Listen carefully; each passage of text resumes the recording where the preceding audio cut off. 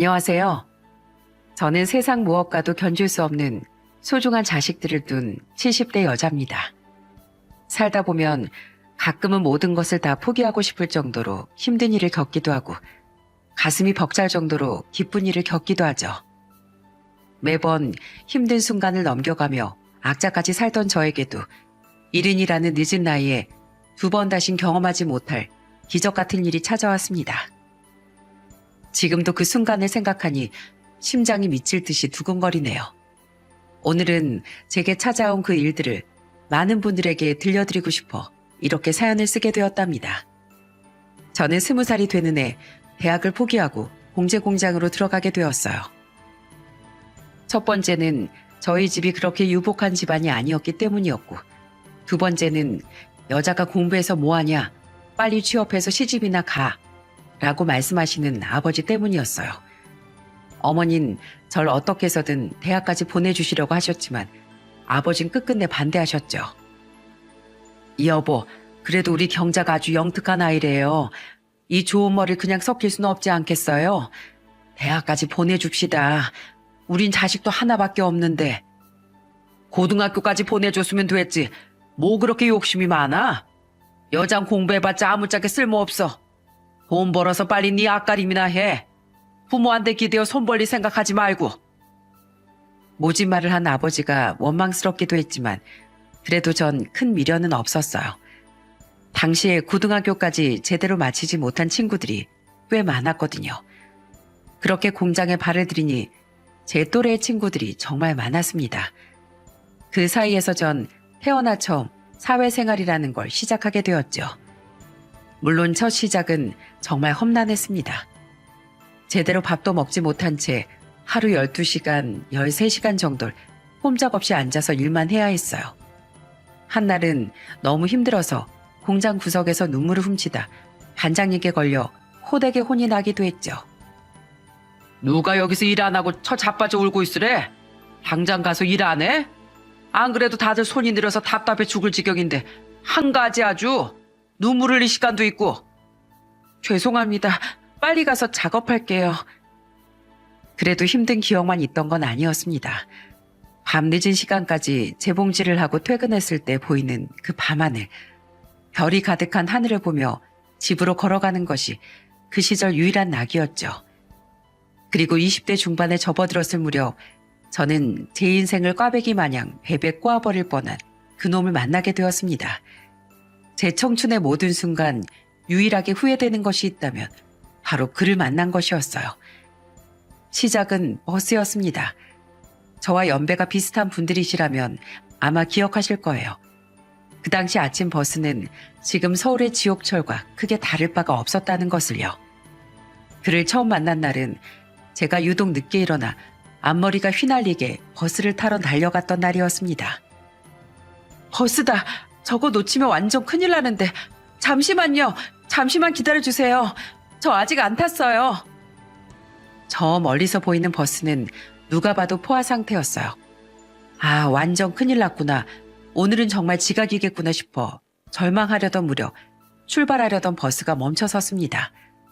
그리고 누군가 버스 창문을 열고 소리쳤어요. 거기 이쁜 아가씨, 내가 버스 세웠으니까 빨리 와요, 빨리. 딱 한 자리 비었다. 버스가 멈춰선 걸 보고 전 정말 미친 사람처럼 소리를 지르며 달려가기 시작했어요. 창문을 열고 소리쳐준 그 남자 덕분에 지각은 다행히 면할 수 있었죠. 나중에 보니 그 사람도 저와 내리는 곳이 같더라고요. 그래서 급한 와중에도 인사를 건넸습니다.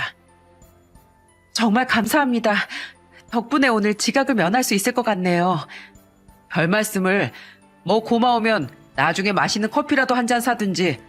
요 근처에 커피를 아주 기가 막히게 잘하는 다방을 내가 알고 있거든요. 좋아요. 우리가 우연이라도 다시 마주칠 날이 생긴다면 그때 제가 커피 한 잔 사도록 할게요. 그럼 전 늦어서 이만. 잠깐만요. 우리가 언제 다시 마주치게 될지도 모르는데 어디 사는 누구인지 말해줘야 하지 않나? 보아하니 이 앞에 공장 다니는 것 같은데. 나 먼저 소개하자면 난 명동 사는 29 최창식이라고 해요. 저는 명동 사는 박경자라고 해요. 나이는 25이고 이 앞에 봉제 공장 다녀요. 됐어요? 오케이, 봉제 공장. 신당동 사는 박경자 씨. 우리 또 봅시다. 왁스를 잔뜩 발라 촌스러진 머리에 꽃무늬 남방, 나팔바지까지. 그래도 유일하게 얼굴 하나만큼은 봐줄만 했던 그 사람은 같은 동네에 살아서였는지 이후 굉장히 자주 마주치게 됐어요. 제 아무리 믿고 꼴보기 싫은 사람도 자주 만나면 미운 정이 든다는 말이 있는 것처럼 절 볼 때마다 껄떡거리며 느끼한 멘트를 치는 그 사람에게 점점 정이 들기 시작했습니다. 오늘은 진짜 예쁘네. 공장에서 재봉지만 하기 정말 아까운 얼굴인데 텔레비전에 나오는 2세대 트로이카 여배우들 못지않은 외모라는 말 어디서 안 들어봤어요? 무슨 그런 쓸데없는 말을. 어디 가서 함부로 그런 소리 하고 다니지 말아요. 사람들에게 돌 맞아 죽을 테니까. 아, 돌을 던질 테면 던지라지. 내 눈에 그렇게 보인다는데 뭐 어쩔 거야. 그런데 나 커피는 언제 사줄 거예요? 나 경자 씨랑 데이트할 날만 손꼽아 기다리고 있는데 하고 싶은 말도 있고. 아참, 미안해요. 깜빡 잊고 있었네요. 언제가 괜찮아요?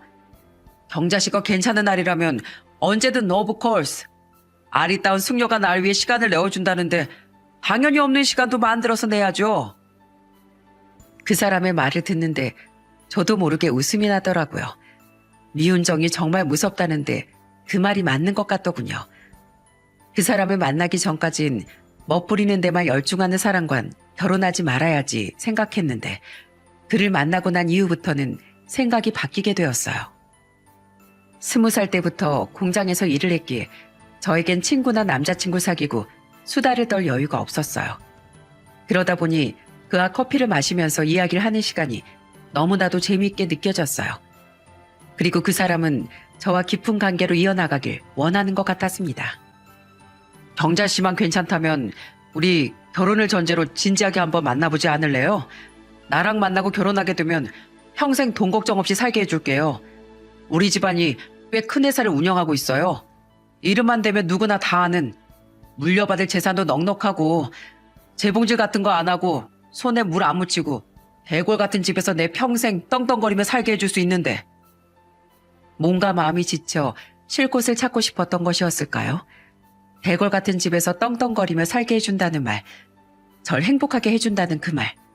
그것 하나만 믿고 저는 그와 결혼을 전제로 만나기 시작했습니다.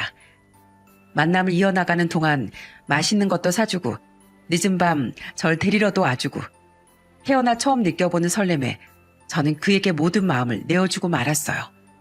그러던 어느 날 왠지 평소와는 다르게 속도 너무 메스껍고 음식 냄새만 맡아도 헛구역질이 나오는 것이 이상하다고 생각했어요. 그의 아이를 가지게 된 것이었죠. 저는 조심스럽게 그에게 이야기를 꺼냈습니다. 뭐라고? 다시 말해봐. 임신을 했다는 거야 지금? 저는 말없이 고개를 끄덕이며 그의 표정을 살폈습니다. 그런데 표정이 영 좋지가 않더라고요. 당연히 당황스러웠을 거라고 생각했어요. 저도 그랬으니까요. 많이 당황스럽지. 창식 씨 마음 이해해. 나도 많이 당황스러웠거든. 우선은 부모님들께 말씀드리는 게 우선일 것 같다는 생각이 들어. 아이가 생겼다고. 그리고 나서 허락을 받으면 그때 결혼을 준비하는 거야. 어떻게 생각해? 그래. 우선 경자 부모님께 말씀드리는 게 좋을 것 같네. 나도 부모님께 말씀을 드려볼게. 오늘은 우선 경황이 없으니 각자 집에 들어가서 쉬고 내일 우리 다시 여기서 만나자고. 알겠지? 부모님께 임신 사실을 말씀드려야 하는데 그 과정이 너무 두려웠습니다. 어떤 반응을 보이실지도 너무 걱정이 되었고 혹시라도 아이를 떼라고 말씀하시면 어떡하지 불안하기도 했죠. 아니나 다를까 저의 불안은 현실이 되었어요. 아버진 임신이라는 소리 듣자마자 손을 드셨고 어머니가 옆에서 아버지를 뜯어말리셨죠. 여보, 화가 나는 건 알겠는데 조금만 진정해요. 진정? 내가 지금 진정하게 생겼어? 아직 시집도 안 간 여자가 임신이라니. 부모 얼굴에 똥칠을 해도 유분수지. 나도 오늘부터 너 같은 자식 없다 생각할 테니 당장 이 집에서 나가라. 몸 함부로 하고 다니는 딸, 나도 더 이상 필요 없으니. 아버지, 저 그 사람이랑 결혼할 거예요. 결혼하고 아이 낳으면 되는 거잖아요. 네? 엘라 같은 결혼을 하든 말든 내 일절 신경 쓰지 않을 테니 앞으로 네 마음대로 살아. 뭐해? 당장 짐 싸서 나가지 않고. 아버지의 불호령에 저는 결국 방에 있는 짐들을 싸서 집을 나오게 되었어요. 집을 나오고 나니 제일 먼저 그 사람 생각이 나더라고요. 한 손엔 짐가방을 들고 한 손으론 계속 흐르는 눈물을 닦아가며 그에게로 찾아갔습니다. 그는 늦은 시간에 울면서 가방을 들고 찾아온 저를 보고 적잖게 당황한 얼굴을 보였어요. 왜 울고 있어? 가방은 왜 들고 왔고? 임신했고 당신이랑 결혼해서 애 낳을 거라고 말씀드렸더니 앞으로 뭐라든 신경 쓰지 않겠다고 딸 하나 없는 셈 치겠다고 하시더라. 집에서 쫓겨나고 갈 곳이 없어서 찾아왔어. 미안. 그렇게 전 그의 집에서 지내게 되었습니다. 그의 집에서도 저희 아버지와 마찬가지로 좋지 않은 반응을 보이셨다고 했어요. 말 그대로 뱃속의 아이까지 합쳐서 세 식구만 남게 된 셈이었죠. 앞으로 어떻게 살아가야 할지 조금은 막막했지만 그래도 새 생명이 생겼으니까 조금 더 힘내보자고 마음을 먹었어요. 이대로 있다간 죽도 밥도 안 되겠다는 생각 때문이었죠. 그동안 공장 일을 하면서 모아둔 돈이 조금 있었기에 생활비는 크게 걱정이 되지 않았습니다. 시간이 지나면 지날수록 배는 점점 불러왔고 이젠 앉았다 일어서는 것도 버거워질 무렵 그가 늦은 시간에 귀가하면서 저에게 대뜸 돈을 빌려달란 이야기를 꺼냈습니다. 돈? 갑자기 돈을 빌려달라니 대체 얼마나 필요한데? 300만 원 정도면 될 것 같은데 미안해. 갑자기 이런 부탁해서 부모님도 없이 혼자 살고 있는 친구가 있는데 나한텐 제일 친한 친구거든. 그런데 그 친구가 큰 사고가 나서 수술해야 하는데 수술비가 없어서 집에다가 빌려달라고 하면 당연히 안 빌려주실 게 뻔해서 혹시 그동안 당신 일하면서 모아놨던 거 좀 남지 않았나? 이제 거의 없지. 이따 해도 300만 원은 당연히 안 되고 그동안 우리 생활비로 다 썼잖아. 우선 날 밟고 이야기하자. 내가 어떻게든 마련해 볼게. 급하게 300만 원을 빌려달라는 그의 표정이 너무 급해 보이기도 했고 한 번도 제 앞에서 돈을 빌려달라는 이야기를 한 적이 없는 사람이었기에 얼마나 소중한 친구면 이런 부탁을 하겠나 싶은 마음이 들었어요. 다음날 날이 밝자마자 은행으로 가서 제 이름으로 대출을 받아 그에게 돈을 건네주었습니다. 우와, 정말 고마워. 내가 돈은 바로 갚을게. 당신이 사람 한 명 살린 거야. 아니야, 천천히 갚아도 돼. 수술 잘 되셨으면 좋겠네. 그 시기에 저는 임신 8개월 차 만삭의 임산부였습니다. 300만 원을 건네준 그날부터 그는 집으로 들어오지 않았어요. 당시엔 휴대폰도 없었던 시기였기에 연락을 하지도 못했고 어디 있는지 알 방법도 없었죠. 하루가 지나고 이틀이 지나고 일주일이 지나도 그는 집으로 들어오지 않았습니다. 혹시 사고를 당한 건 아닐까? 아니면 무슨 일이 있는 걸까? 불안한 마음으로 경찰에 사람이 사라졌다는 신고를 하려던 찰나 어떤 아주머니 한 분께서 저희 집으로 찾아왔습니다. 아직 집을 안 비웠소? 오늘 집 비워주는 날인데 그런데 전에 봤던 그 아가씨가 아니고 다른 아가씨가 와 있네. 누구세요?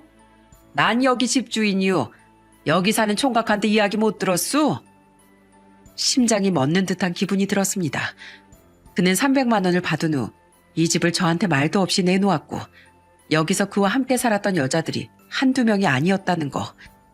그리고 그는 모두가 다 알 법한 회사의 자제가 아니라 그냥 한탕 벌어들이는데 미친 사람이었다는 것까지.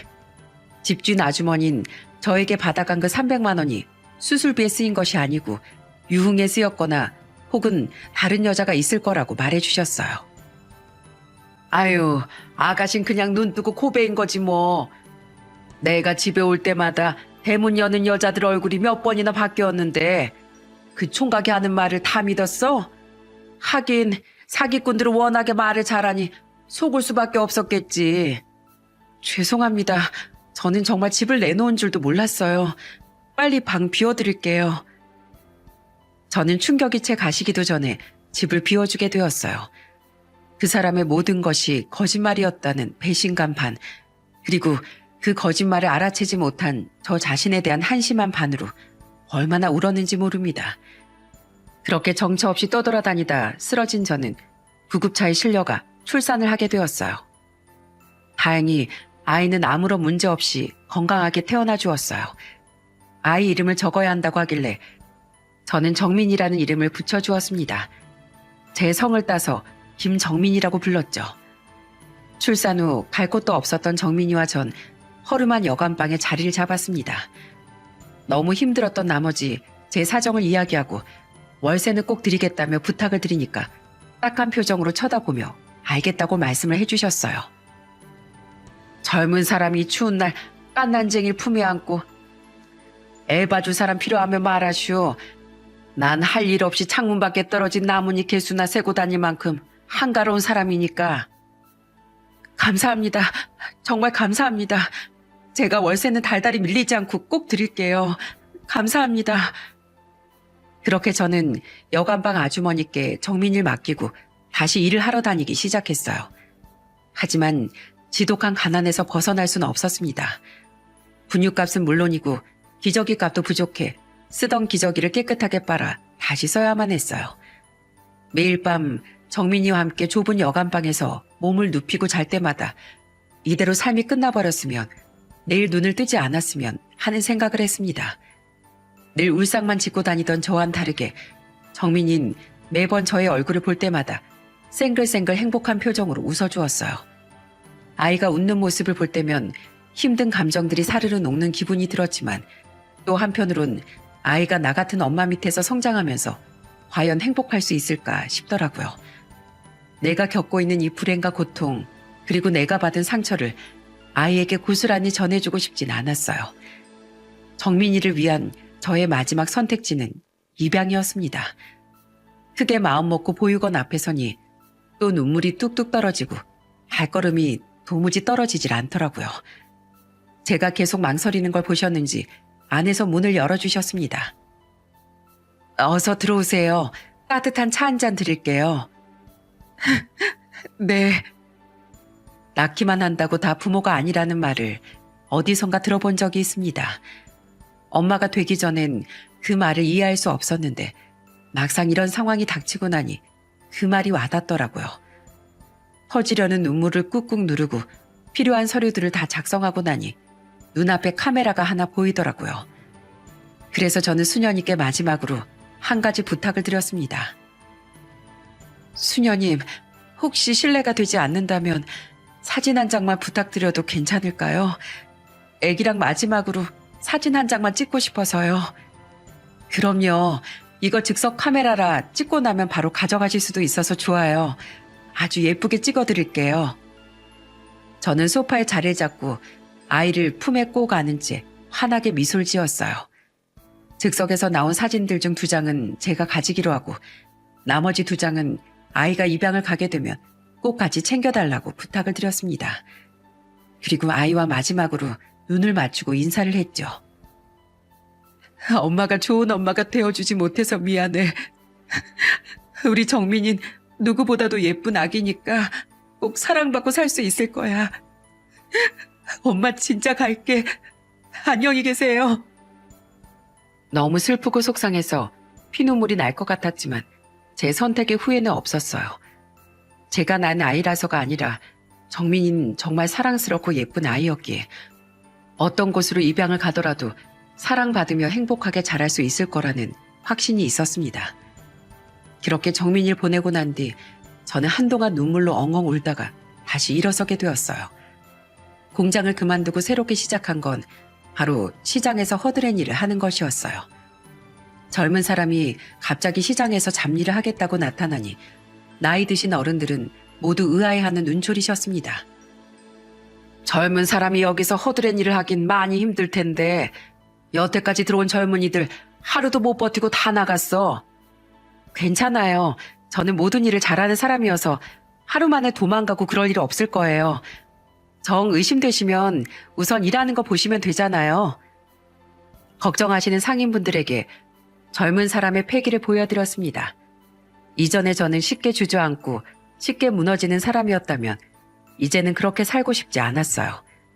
없는 힘도 쭉쭉 쉬어 짜내며 열심히 시장 바닥을 볼 돌아다니며 밑바닥부터 허드렛 일을 하기 시작했어요. 그렇게 많은 세월이 흐르고 악착같이 일했던 전 시장 한쪽에 조그만 건어물 가게를 차리게 되었답니다. 소시적부터 봐왔던 가게 상인분들은 모두 시장 바닥을 뜬 지 오래였지만 딱 하나 나무를 파시는 할머니만이 그대로 남아 장사를 하고 계셨어요. 할머니는 제 가게를 보고 진심을 담아 축하를 해주셨습니다. 아이고, 젊었을 때부터 그렇게 고생을 하더니만 드디어 여기에 터를 하나 잡았네. 내 언제 차리나 했는데 축하한다, 축하해요. 감사해요, 할머니. 할머니한테 축하받으니까 기분이 2배로 좋네요. 요새 몸은 좀 어떠세요? 한동안 또 안 나오셔서 걱정했잖아요. 허리가 좀 안 좋아서 그래요. 좀 쉬고 나니까 나았네. 처음 배웠을 때 쩌렁쩌렁한 목소리로 나무를 파시던 할머니는 어느새 80대 나이가 되어 목소리도 기력도 점점 쇠해지시는 것이 눈에 보였어요. 솔직히 마음 같아선 이제 장사를 그만두시고 치료받으며 편하게 쉬시라고 하고 싶었지만 할머니에겐 그럴 수 없는 이유가 있었습니다. 바로 손자 손녀들 때문이었죠. 애들이 많이 큰 것 같아요. 애들은 정말 소리 소문 없이 훅 큰다더니 그 말이 틀린 말도 아닌가 봐요. 그렇지. 저 생떼 같은 것들을 위해서라도 내가 힘을 내서 하나라도 더 팔아야 하는데 요즘은 영 몸이 따라주질 않으니 아주 속상해 죽겠어. 어린 나이에 애미애비 사랑도 못 받고 다 늙은 난 언제 죽어도 미련이 없지만 저것들만 생각하면 눈도 편히 못 감겠어. 할머니, 무슨 말씀을 그렇게 하세요. 100살까지 오래오래 사셔서 애들 대학 가는 거, 시집장가 가는 것도 다 보셔야죠. 그런 말씀 마세요. 할머니의 2 손주들은 9살, 7살이었어요. 아직 학교에 들어갈 나이가 아닌 손녀는 나물이 담긴 봉투를 힘겹게 끌고 오면서 장사 준비를 도왔고 초등학교 저학년인 손자는 학교를 마치고 오면 밝은 에너지를 가득 안고 시장 바닥 안에 활력을 돋구어 주었죠. 시장 상인분들은 모두 할머니의 손주들을 아주 귀여워해 주었답니다. 자자, 콩나물 한 봉지 1,500원. 신선한 콩나물이 단돈 1,500원이에요. 콩나물 한 봉지에 덤 조금 더 줄 수 있나? 에이, 이모, 콩나물 한 봉지 1,500원인데 거기다 덤까지 주면 저희는 뭐 먹고 살아요. 그래도 이모 이쁘니까 콩나물 한 주먹 더 드릴게요. 대신 앞으로 나물 사실 땐 저희 할머니한테만 사셔야 돼요. 아셨죠? 어머, 얘 좀 봐라. 조그만 게 장사할 줄 아네. 할머니, 나중에 손자 크면 정말 볼만 하겠는데요. 손녀도 한 인물 하네. 손주 농사 잘 지으셨어. 아유, 기분이다. 저기 옆에 시금치도 한 봉지만 줘봐봐. 감사합니다. 아이들은 나이가 어렸지만 그만큼 성격이 좋아 할머니에게서 나물을 사가는 손님들은 얼굴에 웃음꽃이 끊이질 않았습니다. 저도 아이들이 인사성도 밝고 예쁘기도 했고 이따금씩 시장 귀퉁이에 있는 식당에서 국수나 순대 같은 것들을 사 먹이곤 했어요. 할머니 나물은 이곳에서 장사가 제일 잘 되는 곳 중 하나였지만 할머니 연세가 연세였던지라 시장에 나오지 않으시는 날들이 더 많아지게 되었습니다. 저기요, 여기 오른쪽 나물 파는 할머니 오늘도 안 나오셨어요? 예, 할머니가 몸이 많이 편찮으셔서요. 언제 나오시는진 잘 모르시는 거죠? 할머니 나물이 제일 신선해서 거기 것만 사는데 요즘은 나오시는 날보다 안 나오시는 날들이 더 많아서 잘 모르겠어요. 죄송합니다.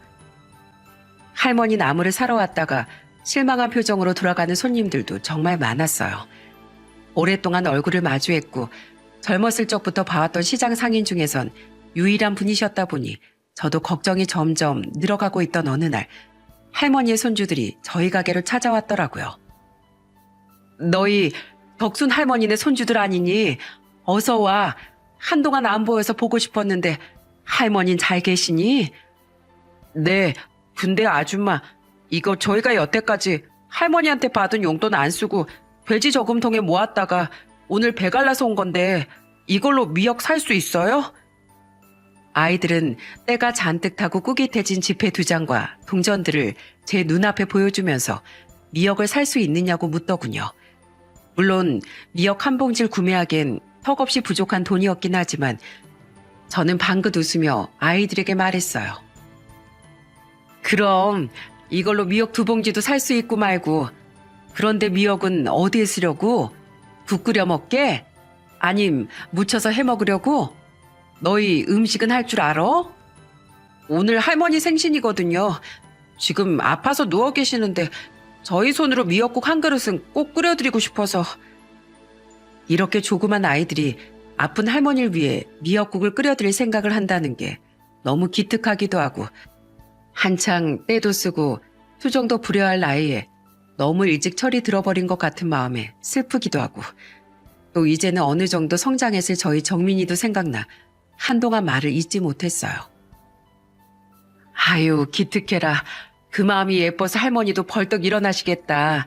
집에 필요한 재료들은 다 있고. 아니요. 미역만 사면 되는 줄 알았는데. 얼른 같이 집에 가자. 이 아줌마가 가서 직접 끓여줄게.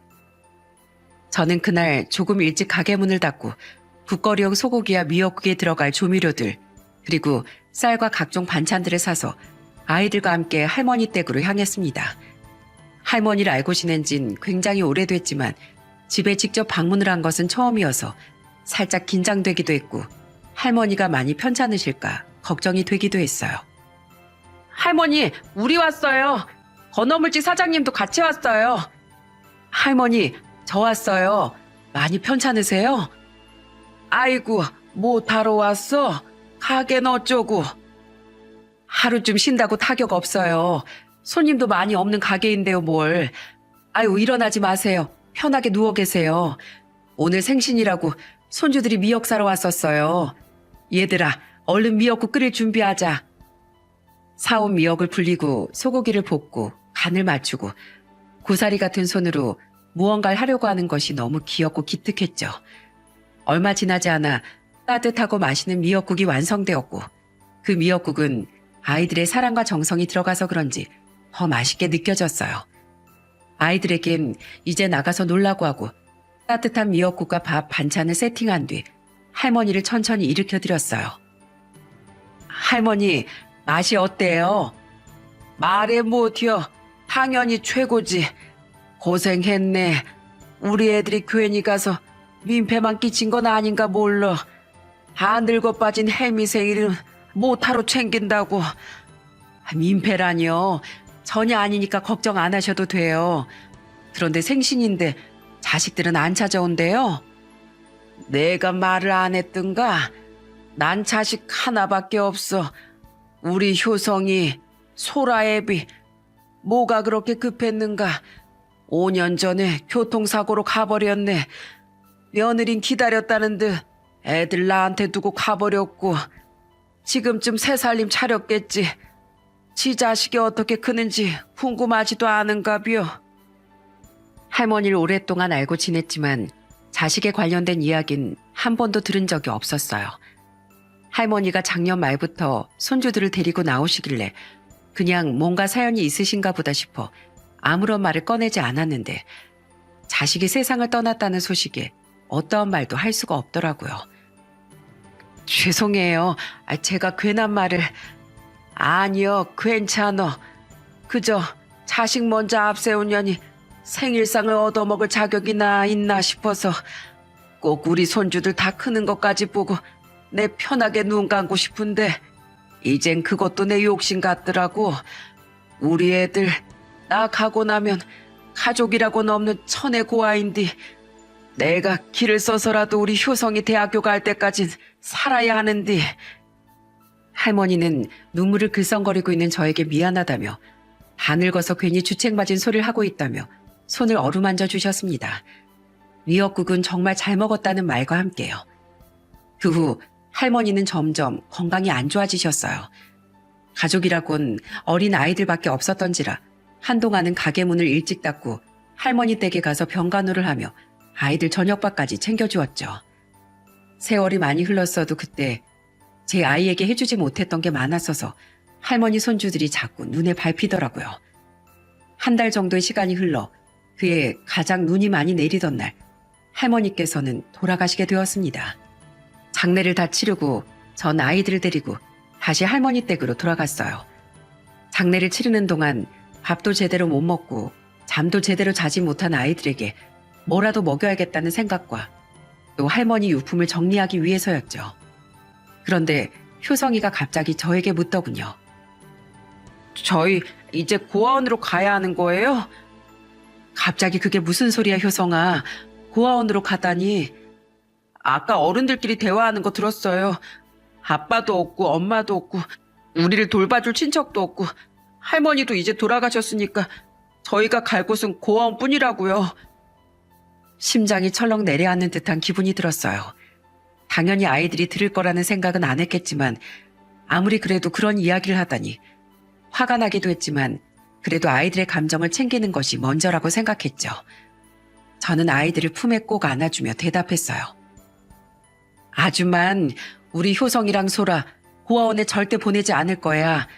할머니 돌아가시기 전까지도 효성이랑 소라 걱정을 하시면서 나한테 잘 돌봐달라고 신신당부하셨거든. 할머니 부탁 안 들어드리고 너희들 고아원에 보내면 하늘에 계신 할머니가 얼마나 화를 내시겠어. 아줌마가 할머니의 빈자리를 완벽하게 꽉 채워줄 거라고 자신 있게 이야기 못하겠지만 그래도 누구보다 든든하게 효성이랑 소라의 옆자리를 지켜줄 거란 약속할 수 있어. 그러니까 아줌마랑 같이 가자. 힘들 땐 서로 안고 울기도 하고 또 기쁠 땐 같이 맛있는 것도 먹고 말이야. 어때? 아이들은 제 말을 듣더니 조심스레 고개를 끄덕였습니다. 그날 이후부터 전 아이들의 엄마가 되어주었어요. 어딜 가서든 부모 없는 아이 취급을 받지 않도록 해야겠다 마음먹고 가방, 신발, 옷 최고 좋은 걸로만 잔뜩 사다가 입혀주었고 소라가 학교에 들어가면서부터 여자아이들이 선호하는 헤어스타일도 나름 연구해서 매일매일 머리를 다르게 묶어주곤 했습니다. 그때부터 아이들은 저에게 엄마라고 부르곤 했죠. 엄마, 친구들이 저보고 머리 너무 예쁘대요. 부럽다고 했어요. 정말? 다행이다. 친구들이 예쁘다고도 해주고 내일은 더 예쁘게 묶어줄게. 어린 시절에 얌전하던 아이들도 나중에 크면 클수록 사춘기가 찾아오면서 엇나가는 경우가 많다고 들어 많이 걱정을 했지만 효성이와 소라는 그 흔한 사춘기 하나 없이 건강하게 성장을 해주었습니다. 자식을 키워본 경험이 없었기에 조금 서투른 부분들도 있었지만은요. 아이들이 자라면서 저도 참 다양한 경험들을 해보았어요. 아이들 운동에 참석을 하기도 하고 소풍이나 현장 체험학습, 수학여행 같은 곳에서는 다른 친구들과 비교당하지 않도록 사단 도시락을 싸주기도 하면서 열심히 엄마 역할을 하려고 노력했어요. 아이들이 성장하면 할수록 아기 때 입양을 간 정민이에 대한 그리움의 색도 점점 짙어졌어요. 지금쯤 어디에서 무얼 하고 있을까? 이미 어른이 되었을 텐데 대학은 갔을까? 결혼은 했을까? 하면서요. 가끔 정민이가 사무치게 그리워질 때면 앨범 맨 앞장에 넣어둔 사진을 들여다보곤 했죠. 예전부터 물어보고 싶었던 건데 엄마가 가끔 들여다보고 있는 이 사진 속 아기랑 여자분은 누구예요? 약간 색이 바랬긴 한데 애기 얼굴 너무 귀엽다. 여자분도 너무 예쁘시고. 귀엽지? 사실 너희들한텐 처음 말하는 건데 이 사진 속 여자는 엄마고 이 아긴 엄마 아들이야. 이름은 김정민. 이름도 예쁘지? 엄마한테 아들이 있었어요? 있었지. 너희보다 나이도 훨씬 많은 지금쯤 30대 어엿한 어른이 되었겠다. 결혼은 했는지 또 직장은 다니고 있는지 그냥 살아가는 동안 만나지 못해도 좋으니 어디에선가 건강하게 살아만 있어주면 좋겠다. 정민 오빠는 어땠어요? 기억나는 거 있어요? 내가 본 아이 중에 가장 순하고 사랑스러운 아이였지. 내가 없어도 울지도 않고 항상 방긋방긋 웃어주는 게 너무 예쁘고 사랑스러웠어. 정민이가 날 보면서 웃어주면 내 힘든 게 싹 내려갈 만큼. 그래서 보내기로 마음먹었지. 나보단 조금 더 나은 환경에서 분에 넘치게 사랑과 행복을 받길 바라는 마음이 컸거든. 그런데 생각해보니 둘이 같이 찍은 사진 한 장이 없는 거야. 보내기 전에 흔적 하나 정도 남기고 싶었거든. 그래서 수녀님들한테 찍어달라고 했어. 이게 처음이자 마지막 가족 사진이야. 아이들에게 처음으로 정민이 얘기를 해주었어요. 정민이 이야기를 꺼내면 눈물이 나서 말도 제대로 못할 줄 알았는데 생각했던 것보다 덤덤하게 이야기를 이어나갈 수 있었습니다. 사실 그동안 아들의 흔적을 찾기 위한 시도를 해본 적이 있었어요. 예전과는 다르게 세상이 많이 발전했고 입양아를 찾을 수 있는 시스템도 있다고 하더라고요. 어쩌면 아들이 어떻게 지내는지 알 수도 있지 않을까 하는 마음에 아들을 맡긴 보육원으로 기억을 더듬어 찾아가게 되었어요. 그 당시 정민군에 대한 기록은 미국 시애틀로 해외 입양을 갔다는 정도가 끝이에요. 이후에 들려온 소식이라든지 근황이라든지 알 수 있는 방법이 없네요. 세월이 너무나도 많이 지났고 또 해외 입양이었기 때문에 찾기 위해 노력은 해보겠지만 너무 큰 기대는 안 하시는 게 좋을 것 같다는 수녀님의 말에 힘없이 고개를 끄덕였어요. 이후에도 찾았다는 소식은 들리지 않았기에 저는 기대를 버리고 그저 그리움이 밀려올 때면 함께 찍은 유일한 사진을 마르고 닳도록 볼 수밖에 없었죠. 그렇게 시간은 흐르고 흘러 효성이와 소라는 반듯하게 자라 직장인이 되었습니다. 특히 효성인 고등학생 때부터 가고 싶다고 노래 불렀던 IT 회사에 취업을 하게 되었죠. 그날 저희 집안 분위기는 완전 파티 분위기였었답니다. 물론 IT 계열 회사인 만큼 야근하는 날도 정말 많아서 불평불만을 내뱉기 일쑤였지만은요. 아이들이 받은 첫 월급으로 화장품도 사주고 또 빨간 내복도 선물 받고 친아들에 대한 그리움과 빈자리를 효성이와 소라가 조금씩 채워나가고 있는 듯 했습니다. 물 흐르듯 시간은 흐르고 검은 머리보다 흰 머리들이 하나둘씩 늘어나던 어느 날이었어요. 효성이가 야근을 하지 않고 일찍 귀가를 하고 소라도 뒤따라서 들어오길래 깜짝 놀라서 물었죠. 너희가 이 시간에 어쩐 일로 집에 왔어? 혹시 회사에서 해고 당하기라도 한 게야? 아님 회사가 망하기라도 했니? 오빠, 내가 말했지? 엄만 분명히 잊고 계실 거라고 했잖아. 본인한테 원체 관심이 없으셔서. 엄마, 오늘이 몇 월 며칠인 줄은 알고 계세요? 소라의 물음에 달력을 본 후에야 깨달았어요. 그날은 바로 제 생일이더라고요. 평소에 아이들의 생일은 잘 챙기는데 제 생일은 잘 챙기는 편이 아니어서 먼저 이야기를 꺼내지 않으면 번번이 까먹곤 했어요.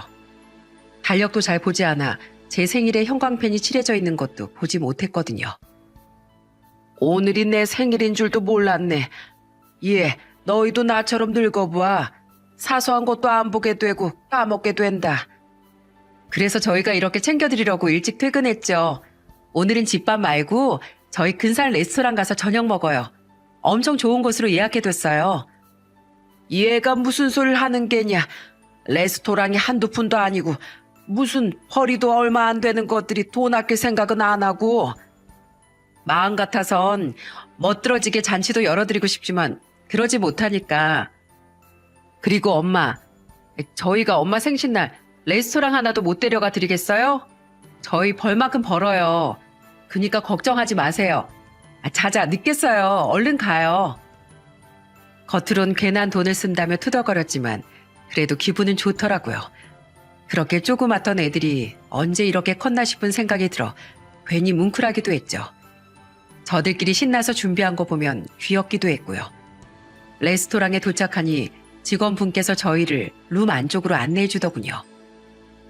여기 너무 좋다. 그런데 너희 돈 너무 많이 쓴 거 아니야? 이렇게 방으로 된 곳은 값이 더 나갈 텐데 이렇게까지 준비 안 해줘도 되는데 정말. 그쵸? 창밖의 뷰도 특별히 더 예쁘게 보이는 곳으로 예약했어요. 여기 음식도 그렇게 맛있대요. 코스 요리로 쫙 뽑아드릴 테니까 엄만 그저 맛있게 드셔주시면 돼요. 그리고 아까 저희가 선물도 준비했다고 했잖아요. 식사 전에 드리면 좋을 것 같아서 잠깐 눈 좀 가릴게 엄마. 뭐 얼마나 대단한 선물을 주려고 눈까지 가려. 아유 정말 유난이다 유난이야. 10만 원 넘는 선물이면 엄마 도로 환불시킬 거야. 아이들은 준비한 선물이 있다고 분명 마음에 들 거라며 제 눈을 안대로 가렸어요. 시야가 가려지니까 괜히 궁금하기도 하고 도대체 어떤 선물이길래 싶은 약간의 기대감도 있었죠. 얼마 지나지 않아 주변이 고요해지고 저 멀리서 저벅저벅하고 느린 발걸음 소리가 들려왔습니다. 저벅거리는 소리는 점점 가까워졌고 이내 제 앞에서 멈췄어요. 눈을 가리고 있어도 향수 냄새가 코끝을 스쳤기에 제 앞에 사람이 있다는 건 알 수 있었죠. 엄마, 이제 저희가 준비한 선물 보여드릴게요. 안대 벗으셔도 돼요. 조심스럽게 안대를 벗으니 제 앞에 키가 아주 크고 또 헌칠하게 생긴 총각 한 명이 서 있더라고요. 그 총각은 저를 보고 입술을 떨면서 울음을 꾹 참고 있었죠. 저는 이게 어떻게 된 일인가 싶어서 멍하니 그를 올려다보고 있었는데 총각이 덜덜 떨리는 손으로 제 얼굴을 어루만지며 말했어요. 마돌이에요? 정말 나의 마돌이 맞아요? 누구세요? 절 아세요? 너무 당황스러웠어요. 눈앞에 있는 낯선 총각을 선물이라고 하는 것도 당황스러웠는데 갑자기 제게 엄마라니. 당황해서 효성이와 소라를 번갈아 쳐다보고 있는 그때 그 총각이 소리쳤어요. 마돌, 나 정민이에요. 정민. 못 알아보겠어요? 그의 입에서 나온 정민이란 이름을 듣고 순간 세상이 멈춘 것 같았어요. 귀에는 아무 소리도 들리지 않았고 머리가 멍해지는 듯한 느낌을 받았죠. 들어도 믿을 수가 없는 그 이름에 한참 동안 입을 틀어막고 있던 저는 조심스럽게 한 번 더 물었습니다. 정민? 김정민? 아기 때 미국으로 입양 간 내 아들 정민이가 맞아? 네가 정말 정민이란 말이냐? 맞아요, 마돌. 베이비 때 시애틀로 갔다가 마돌의 벌스데이란 이야기를 듣고 한국으로 왔어요. 마돌의 아들 김정민 맞아요. 여기 사진도 있어. 그가 양복 주머니에서 꺼내든 건 정민이가 그리울 때마다 보던 사진과 똑같은 것이었어요. 그제서야 알게 되었죠. 제 눈앞에 서 있는 이 총각이 제가 그토록 찾아 헤매고 마음속에 묻었다가도 다시 꺼내어 봤던 소중한 제 아들이라는 것을요. 저는 그 사진을 보자마자 미친 듯이 울부짖으며 아들을 끌어안았습니다. 맞아, 내 새끼가 맞아. 정민아, 정말 잘 커줬구나. 잘 커줬어. 엄마가 널 그렇게 보내고 나서 얼마나 보고 싶어 했는지 몰라. 평생 만날 순 없어도 그저 사람만 있어준다면 그걸로 되었다 생각했는데 이게 무슨 일이야. 살아생전에 널 만나게 되다니. 정민아, 내 아가. 절 키워준 마돌이 이 사진을 저에게 보여주면서 1살 때 입양됐다는 사실을 말해줬을 때부터 너무 보고 싶고 한 번은 꼭 만나고 싶었어요. 저기 서 있는 효성, 그가 아니었으면 만날 수 없었을 거야. 너무 보고 싶었어요, 마돌. 정민이가 보여준 사진은 입양 보내기 전에 사진관에 가서 제가 정민이를 안고 눈물을 펑펑 흘리며 찍은 사진이었습니다. 사진을 몇 개 찍어서 저도 간직하고 있고 정민이 입양 보낼 때 함께 보냈었어요. 저라는 존재를 잊지 말길 바랬던 거였죠. 정민인 효성이 덕분에 한국으로 와서 저를 만날 수 있었다고 했어요. 주체할 수 없이 흐르던 눈물을 쓱쓱 닦고 효성이를 쳐다보자 효성인 옷 소매로 눈물을 닦고는 한 손으론 V자를 그려 보이더라고요. 이게 어찌된 영문인지 싶어 물어보려는데 정민이가 소개시켜줄 사람이 있다고 말을 꺼냈습니다. 바로 정민이의 양부모님이었어요. 절 키워준 마돌 파돌이 한국에 있는 마돌을 꼭 만나고 싶다고 해서 같이 왔어요. 마돌, father, come here. 정민이가 살짝 열려있는 문을 향해 소리치자 조심스럽게 정민이를 키워주신 양부모님께서 룸 안으로 들어오셨어요. 효성이와 소라는 그분들을 반갑게 맞이해 주었고 저는 또 왈칵하고 눈물이 나더라고요. 제 아들을 키워주신 분들을 만난 건데 참 주책맞게도 말이죠. 우리 아들을 키워주신 분들을 뵙는데 이렇게 주책을 떠내요. 우리 아들을 이렇게 반듯하게 잘 키워줘서 고맙습니다. 땡큐, 땡큐. Oh, it's my pleasure. Thank you. Even more for giving birth to my son. 천만에 아들을 낳아주셔서 본인들이 더 감사하대요. 옆에 있던 효성이가 웃으며 양부모님들의 말을 해석해 주었어요. 이후 저희는 식사를 하면서 정말 많은 대화들을 나누었어요. 정민이의 웃는 모습이 너무 사랑스러워 입양을 하게 되었다는 이야기. 정민이는 정말 착하고 얌전한 아이여서 성장하는 동안 그 흔한 말썽 한번 부리지 않고 올바르게 자라주었다는 이야기. 그중 가장 놀라웠고 궁금했던 건 효성이가 정민이를 찾았다는 것이었어요. 그런데 효성이 너 어떻게 정민이를 찾은 게야? 난 몇 년 전에 찾아보려고 보니까 해외로 입양 가서 찾기 힘들다는 이야기만 하던데. 엄마, 제가 누구예요? 대한민국에서 10손가락 안에 드는 IT 회사에서 근무하는 사람이잖아요. 예전에 엄마가 보여주셨던 앨범 속에 그 사진을 촬영해 놓았던 적이 있었어요. 그리고 세계적으로 유명한 SNS에 글을 올렸죠. 45년 전에 시애틀로 입양 간 김정민 씨를 찾는다고요. 한국에 있는 입양기관, 미국에 있는 입양기관들 전부 수소문해서 추적도 했고요. 요즘 SNS는 전 세계적으로 공유가 가능하니까 어떻게 하다 보면 운 좋게 연락이 닿지 않을까 생각했죠. 엄마가 조금이라도 웃었으면 하는 마음에서요. 그렇게 넉 달 정도 지나니 제 개인 계정으로 메시지가 하나 와 있더라고요. 사진 속 주인공이 자신이 가지고 있는 사진 속 인물이랑 같은 것 같다고요. 그게 시작이었죠. 본인은 한인이 운영하는 기업에서 근무를 하고 있어서 한국말을 서툴게나마 조금 할 수 있다고 해서 대화를 나눠보니까 얼추 퍼즐이 맞춰졌어요. 그리고 전화번호를 교환하고 전화를 하다 보니까 확신이 생겼고요. 정민이 형 찾는 거 고생 좀 했습니다. 한국 시간으로 3주 뒤가 바로 엄마 생신이라고 하니 정민이 형이 양부모님을 모시고 한국으로 오겠다고 했어요. 본인을 낳아준 엄마를 꼭 만나고 싶고 또 양부모님도 엄마를 뵙고 싶어 한다고요. 엄마한텐 서프라이즈로 보여드리려고 여태 비밀로 했어요. 엄마가 웃는 모습을 꼭 보고 싶었는데 오늘 엄마 소원도 이루고 저희 소원도 이뤘네요. 제가 웃는 모습을 보고 싶었다는 효성이의 말에 어찌 그리나 뭉클하던지 45년 만에 정민이를 다시 만난 건 살아오면서 받아온 그 어떤 생일 선물보다도 값진 것이었어요. 돈의 가치로 매길 수도 없는 아주 소중한 것이었죠. 식사를 마치고 일어나면서 정민이는 제 휴대폰을 달라고 하더니 본인의 전화번호를 찍어주었습니다. 니 아들 이라고 입력해 주세요. 오늘 만나서 너무너무 해피했어요. 이제부턴 지금 잡은 두 손 절대 놓지 말아요. 정말 그리웠습니다. 보고 싶었어요. 아이고, 아가, 우리 아들 한번 안아보자. 엄만 죽기 전에 이렇게 널 만나서 더 이상 여한이 없어. 그치만 우리 아들 앞으로 계속 만나려면 내가 더 건강하게 살아야겠지. 너무 고마워, 정민아. 이렇게 건강하고 멋진 사람으로 자라줘서. 그거 하나만 기억해 줄래? 엄만 45년 동안 한 하루도 널 잊어본 적이 없다는 거.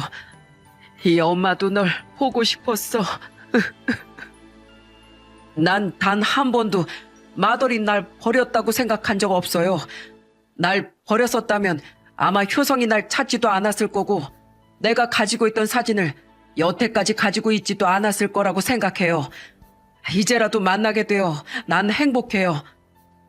저의 생일에 기적처럼 찾아와준 45년 전 제 품에서 보내줄 수밖에 없었던 저의 아들. 정민이를 만난 후 전 입버릇처럼 이대로 죽어도 여한이 없다는 말을 하고 다녔어요. 그만큼 기분이 좋았거든요. 그토록 그리워하던 아들의 번호가 휴대폰에 저장되어 있고 목소리가 듣고 싶을 때마다 전화를 할 수 있다는 사실이 정말 꿈만 같았답니다. 그렇게 정민이는 한국에서 양부모님이랑 일주일 동안 지내다 갔습니다. 너의 고국이 한국이라는 걸 잊지 않게 해주기 위해 민속촌이라든지 경복궁들을 관광 다니며 즐거운 시간을 보냈어요. 정민이 양부모님도 고운 한복을 입고 어린애처럼 좋아하는 모습을 보니 어찌나 기분이 좋던지요. 저는 최대한 정민이와의 시간을 기억하기 위해 사진을 많이 찍었답니다. 그날 이후 정민이와 하루에 한 번씩, 못해도 이틀에 한 번씩은 영상통화를 하며 지내고 있습니다. 그리고 5월 달에 저희 가족과 함께 정민이가 있는 미국에 가게 됐어요. 정민이 양부모님이 감사하다고 초대해 주셨거든요. 아직도 시간이 2달이나 남았지만 어린애처럼 그날만을 기억하며 설레임을 갖고 지내고 있습니다. 저희 아이들이 아니었다면 이런 기적을 제가 과연 마주할 수 있었을까요? 저는 이 사연을 쓰는 와중에도 아이들에게 그저 고맙기만 합니다. 마음으로 낳은 자식들이지만 이젠 정말 저의 친딸, 친아들이 된 것만 같아요. 여러분, 가끔은 지난 날이 후회되기도 하고 힘든 일들에 무너지고 싶다는 생각도 들겠지만 견뎌내다 보면 저처럼 예상하지 못한 기적이 찾아오는 날이 분명 있을 거예요. 그러니 우리 내일도 모레도 그리고 다가올 미래에도 주저앉지 말고 악자까지 버텨내 봅시다. 힘든 일 뒤에 찾아올 행복을 위해서요. 긴 겨울이 끝나고 꽃이 피는 계절이 찾아왔습니다. 모든 분들의 봄이 그저 기쁨으로만 가득하길 바랍니다. 늙은이의 사연 들어주셔서 정말 고맙습니다.